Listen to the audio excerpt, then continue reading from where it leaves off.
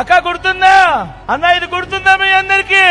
2014లో చంద్రబాబు నాయుడు గారు స్వయాన సంతకం పెట్టి ముఖ్యమైన హామీలు అని అంటూ మీ ఇంటికి పంపించిన ఈ పాంప్లెట్ లో రాసినది రైతుల రుణాలన్నీ మొదటి సంతకంతోనే మాఫీ అన్నాడు.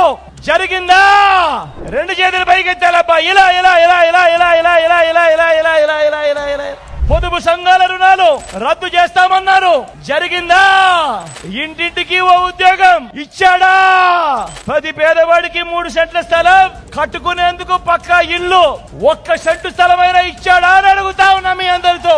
రెండు చేతులు పైకెత్తాలబ్బా. ఇలా ఇలా ఇలా ఇలా ఇలా ఇలా ఇలా ఇలా ఇలా ఇలా ఇలా ఇలా ఇలా ఇలా ఆడబిడ్డ పుడితే మహాలక్ష్మి పథకం కింద ప్రతి బ్యాంక్ అకౌంట్ లోనూ 25,000 రూపాయలు డిపాజిట్ చేస్తామన్నాడు.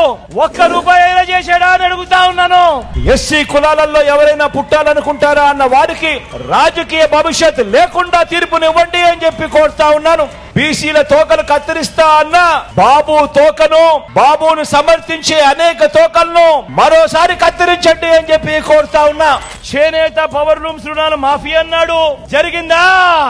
ఉమెన్ ప్రొటెక్షన్ ఫోర్స్ ఏర్పాటు చేస్తామన్నాడు. చేశాడా? సింగపూర్ కు మించి అభివృద్ధి చేస్తామన్నాడు. చేశాడా? ప్రతి నగరంలోనూ హైటెక్ సిటీ నిర్మిస్తామన్నాడు. నిర్మించాడా? ఈసారి మాత్రం రెండు చేతులు పైకి లేయాలబ్బా గట్టిగా. ఇలా ఇలా ఇలా ఇలా ఇలా ఇలా ఇలా ఇలా ఇలా ఇలా ఇలా ఆ రోజు పంపించిన ఈ పాంప్లెట్ లో మీ అందరినీ ఒకటే అడుగుతా ఉన్నా.